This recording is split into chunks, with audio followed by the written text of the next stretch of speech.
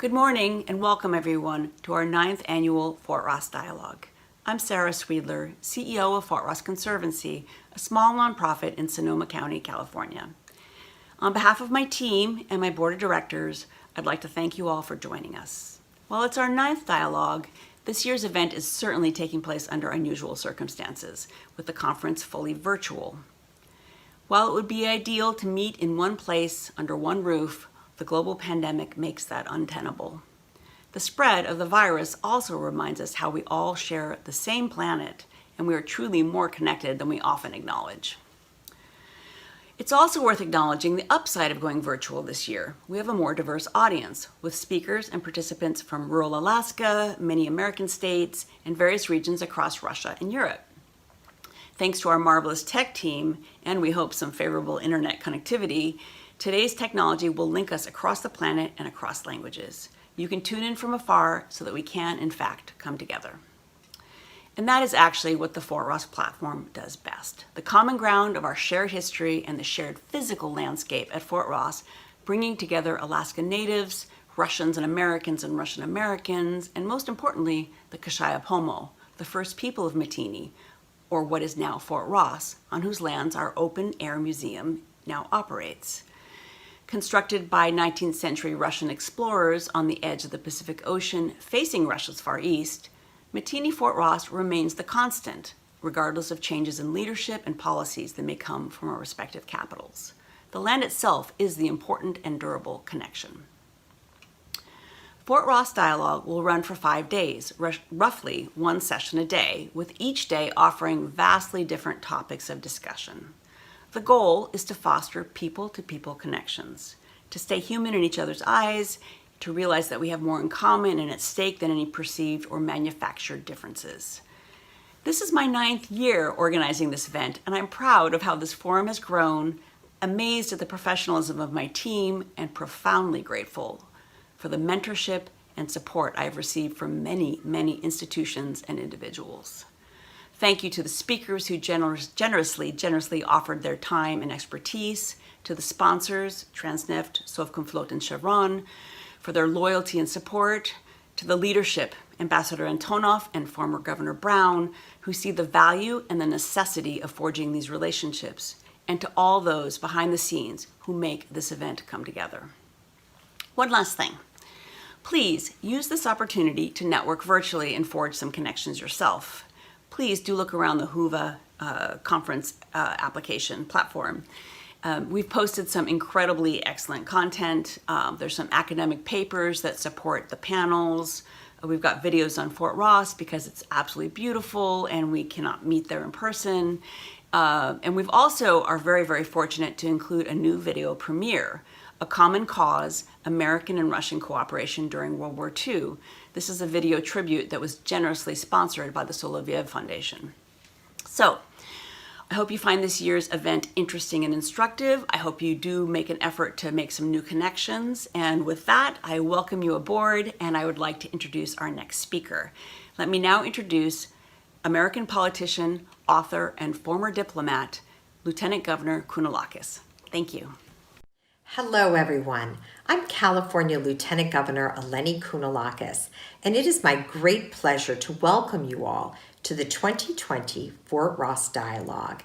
I'd like to congratulate and commend the leadership of the Fort Ross Conservancy, especially CEO Sarah Swedler, for the hard work they've all done to assure that this important interchange between friends from Russia and California can be held virtually.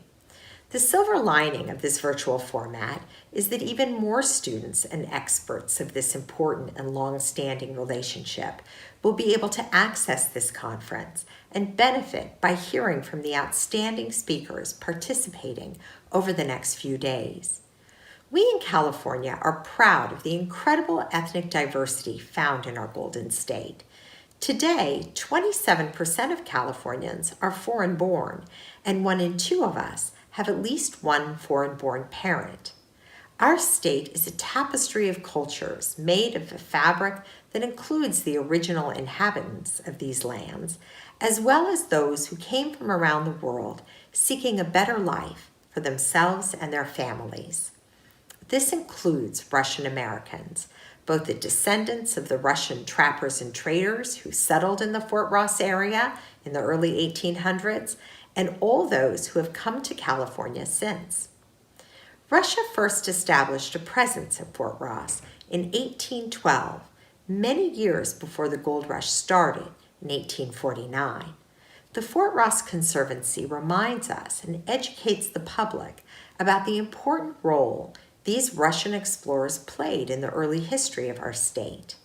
Throughout the years, the Conservancy has also fostered and supported the friendship and cultural ties that bind California and Russia, even during times when political relations between national governments were strained.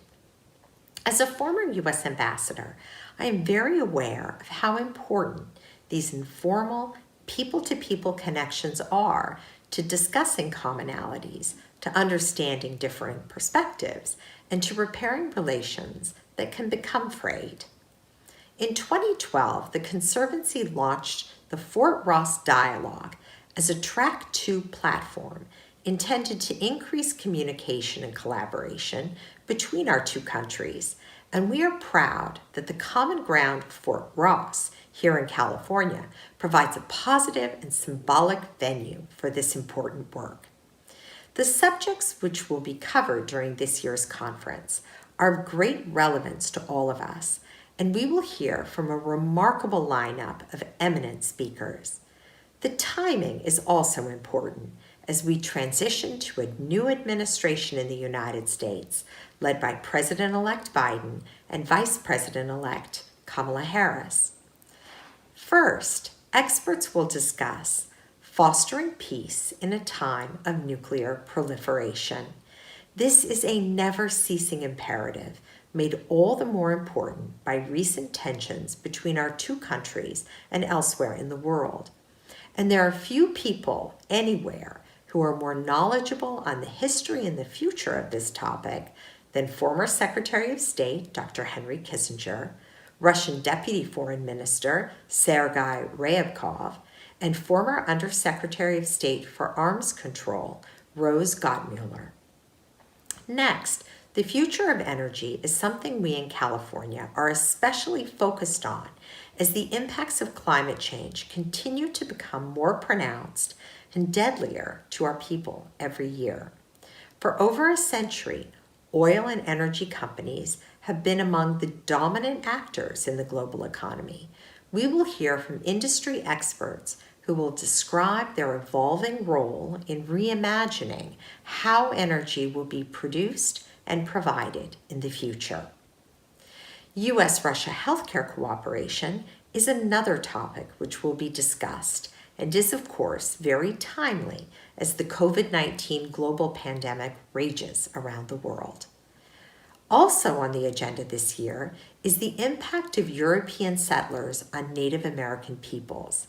We will hear from the Fort Ross Conservancy and members of the Kashaya-Pomo tribe, including Kaylee Panola. Finally, the session on land stewardship and historic and contemporary land management practices will give us the opportunity to hear from some of our state's foremost experts, including California Secretary for Natural Resources, Ray Crowfoot, and Kashaya Tribe Director of Environmental Planning, Nina Hapner, on a subject critical to our future. We have much to learn from the past and from the people who originally inhabited these precious lands. As a member of the California State Lands Commission myself, I want to express my gratitude to members of the Kashaya-Pomo tribe for all they are doing to teach us about environmental conservation. I hope you will make the most of this remarkable opportunity to hear from some of the world's leading experts on all of these subjects. And even though it is a bit harder to develop personal relationships over the internet than it is in person, I encourage you all to continue to connect any way that you can to keep your relationships healthy and productive. Thank you again to everyone at the Fort Ross Conservancy for hosting this event, to the sponsors who have made it all possible, to the extraordinary speakers who are taking their time to share their insights with us, to all of you who are participating, and last but not least, my dear friend, Governor Jerry Brown, for his support for this event and for his past and continuing leadership on the issues that matter most to California and to the world. Thank you.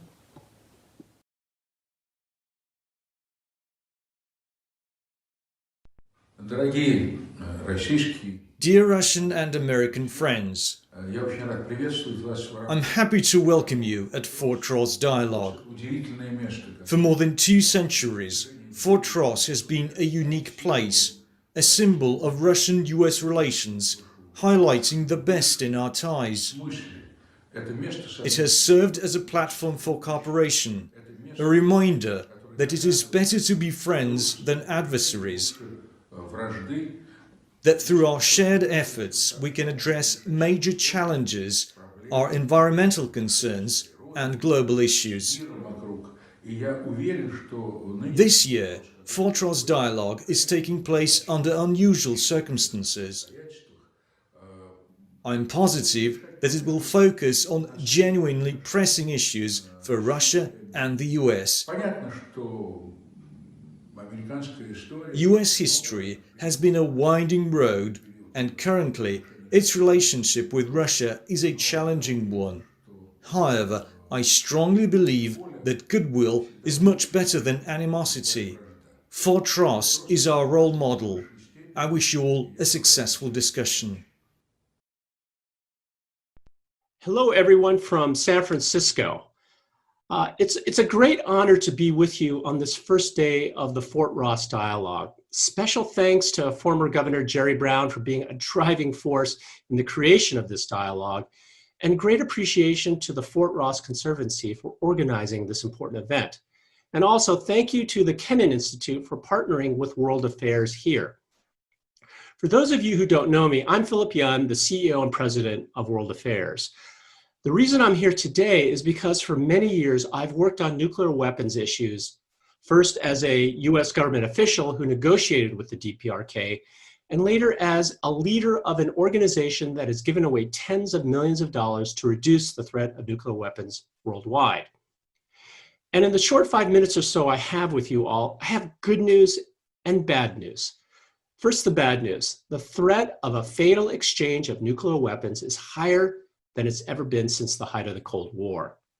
But the danger is not a bolt out of the blue from a hostile country like North Korea. No, instead, the true danger is a miscalculation, mistake, or error. And here's a story that I will give you to give you a sense of what we're facing today. During the winter of 2017, tensions between North Korea and the US were high. Two new and unpredictable leaders, Donald Trump and Kim Jong-un, were trading insults. North Korea had fired a missile capable of hitting America's East Coast. Suddenly, in January 2018, through text, radio, and other media, people in Hawaii received this message from its state emergency system. Quote, ballistic missile threat inbound to Hawaii. Seek immediate shelter. This is not a drill. So for 38 minutes, Hawaii's residents were in a state of confusion, some terror. Can you imagine if you had received that message on your phone? How would you feel? Where would you go? Luckily, this warning happened to be because an employee hit the wrong button. It was a mistake. But what if this warning had come up on the US national system? And what if this warning was the result of a mentally ill operator, a malfunction, or a computer hack? Well, in these cases, the President of the United States and the President alone would have 10 minutes to decide whether the attack was real and to decide whether to launch 0, 1, or 1,000 nuclear weapons in response. The President has sole authority to risk nuclear Armageddon. And the upshot? Once launched, these missiles cannot be recalled or destroyed. So bottom line, the world has been incredibly lucky to avoid a nuclear weapons disaster, but we can't expect that good fortune to continue indefinitely. But I promised you good news. And here it is. We can do something. And it's not as hard as people think. So here's another story. I was at a small dinner with Bill Gates in 2014 in Seattle. I was trying to convince him that nuclear weapons and their possible use were existential threats that required urgent attention. He disagreed with me, and he told me I was wrong pretty directly, and declared that the bigger problem was in fact pandemic. Well, we didn't agree that night on which existential issue was worse. However, Bill Gates, by pressing me, made me realize a very important thing about nuclear weapons. As we have seen in 2020, containing and hopefully eliminating a pandemic requires a massive worldwide coordination and mobilization of people, money, infrastructure, and governments at all levels. In contrast, the world can be made much safer from nuclear weapons if a handful of key decision makers decide to act. Ronald Reagan and Mikhail Gorbachev did so in 1986, leading to the elimination of an entire class of nuclear weapons, 3,000 of them in 1987. To be sure, there are other nuclear weapons scenarios to worry about, but getting Russia and the US to do the right thing now would make a huge difference. In short, the threat we face from nuclear weapons is man-made. Shielding ourselves against the nuclear devastation brought on by human error, miscalculation, and malice is entirely within human control. And we can secure concrete results relatively quickly if we have the political will to do so. This is why arms control agreements are critical. There are many theoretical arguments favoring non-proliferation efforts. But ultimately, here's what matters. Because of arms control agreements, we have reduced the number of nuclear weapons since the height of the Cold War from about 70,000 to 14,000. There are now fewer weapons to make a mistake with or to sell to the highest bidder. Yet the very real chances of miscalculation and mistake remain. As Lieutenant Governor Kounalakis stated, the Fort Ross Dialogue is making a meaningful contribution. This dialogue is about giving you key insights as to what is possible. This forum is also about developing relations among participants so they can work together in times of peril. Official US-Russia relations are at a standstill. Private and civic groups can and must do more when governments cannot. So in this time of pandemic, economic distress, and social unrest, when our governments are perhaps struggling under the pressures, it's important for all of us to realize the following, that we, you and me, can make a difference. For now, this means making the most of this dialogue and taking action when it adjourns. Thank you all, happy holidays, and please stay safe and be healthy.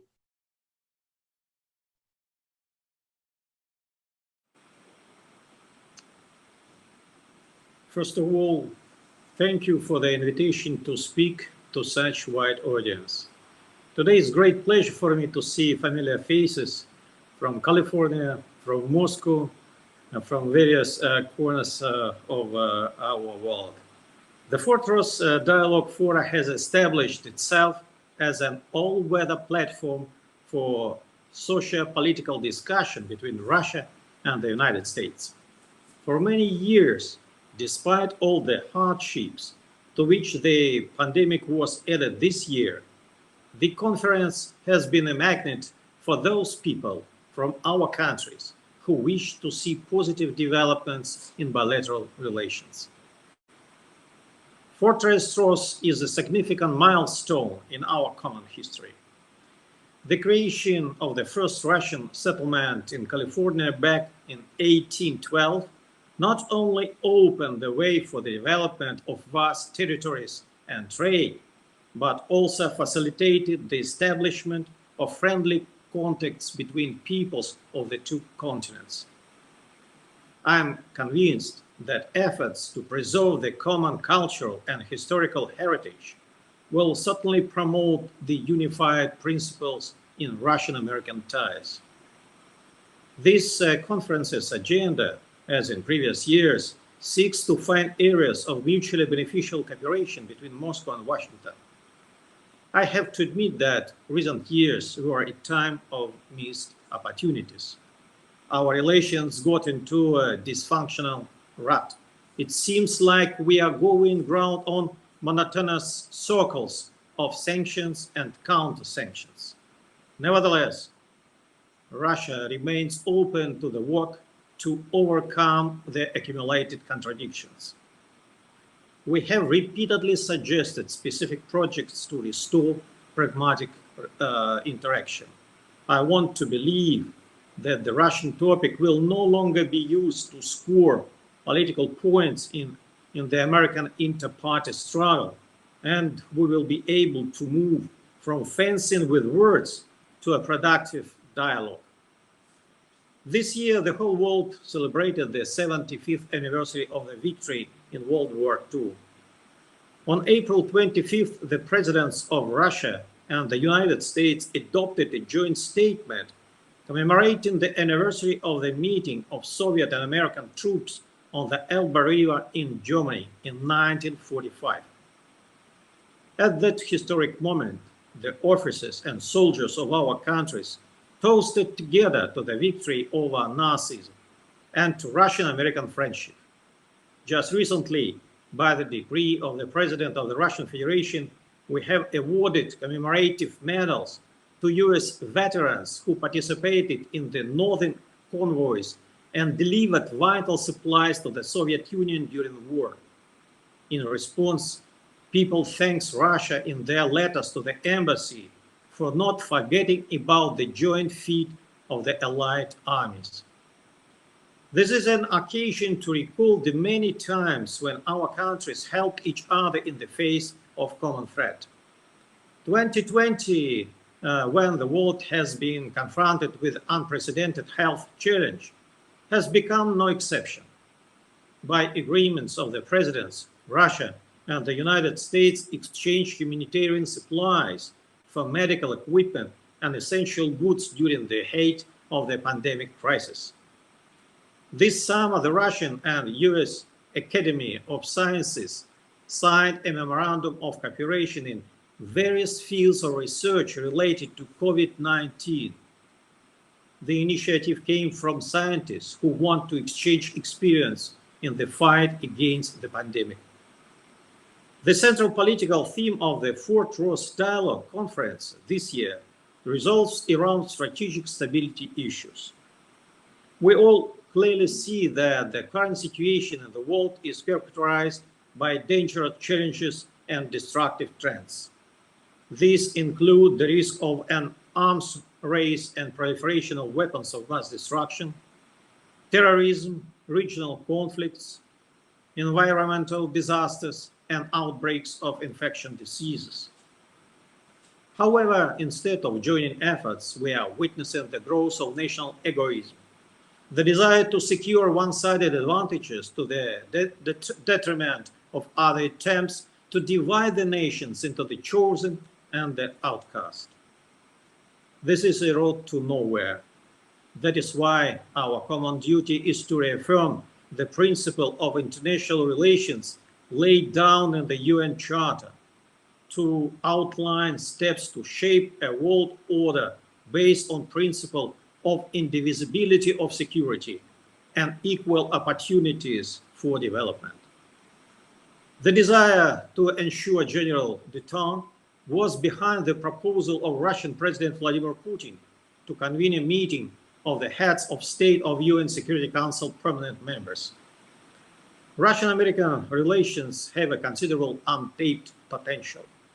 Despite the overwhelming Russophobia in the United States, we are engaged in dialogue in many spheres, and with the general support of the governments of two countries, it could be possible to initiate the stabilization of relations between our countries.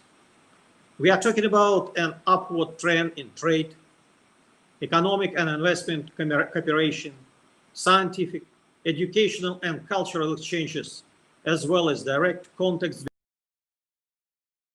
in cities of Russia and the United States. California, by the way, is a good example here. Thanks to the Fort Ross Dialogue platform, in recent years, the state has established and expanded its interaction with Moscow, the Republic of Tatarstan, Vologda, Novgorod, Pskov, Tyumen, and other regions. It would be great if every American state could find a Russian partner and start implementing joint projects. The embassy is ready to assist in this. Dear friends, despite the challenging year, comprehensive support for the Fort Ross Museum Reserve continues. With the participation of the Board of Trustees of the Russian Geographical Society and the California State Administration, the preparation has begun for the restoration of the Holy Trinity Chapel of 1824, the first Orthodox facility in the American West. The task is to return the belfry. I hope that in 2021, we will together in the historic park on the Pacific Coast and hear the bells ringing just like 200 years ago. In conclusion, I would like to express special thanks to the organizers of today's event, the Fort Ross Conservancy, and personally, Ms. Sarah Swidler. Today, I am honored to mark the contribution of another Californian to support of Fort Ross and to the efforts to normalize US-Russian relations. We are talking about Mr. Jerry Brown, the former governor of California, who will now appear on our screen. I can see Mr. Governor, and I would like to welcome you. Thank you. Foreign Affairs of the Russian Federation, Sergei Lavrov, has taken a decision to award to you, Mr. Governor, the Medal of Assistance in Strengthening Peace. I would be glad to personally present this medal, but due to the pandemic, I have to do it online. Today, we will send the award to your address. Now, I am pleased to give you the floor and wish the four participants a productive work. Thank you. Thank you, Mr. Ambassador.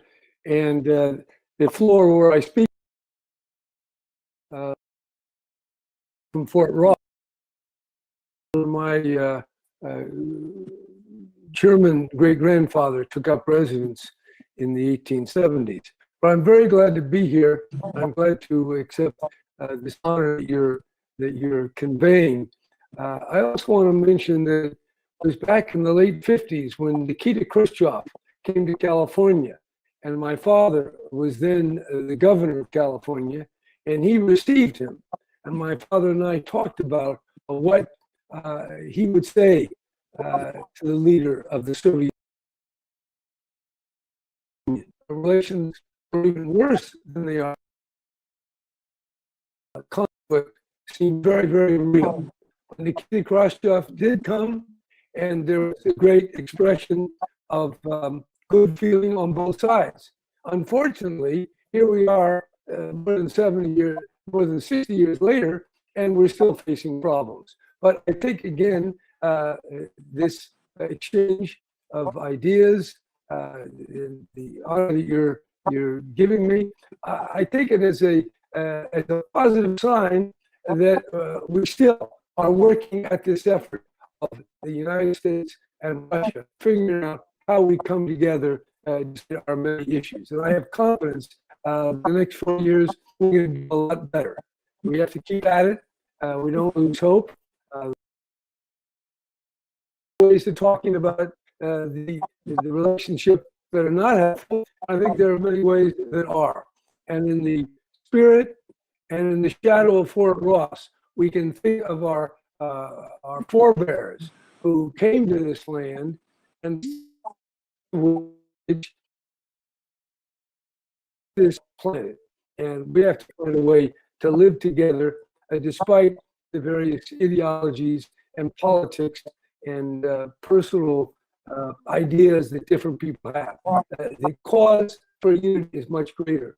And I like to use the framework of what I call planetary realism, real about our situation. And we have nationalism, very important to both Russia, the United States, and all the other countries. But there's also a greater sharing that we all have, and that's the shared threat of a virus,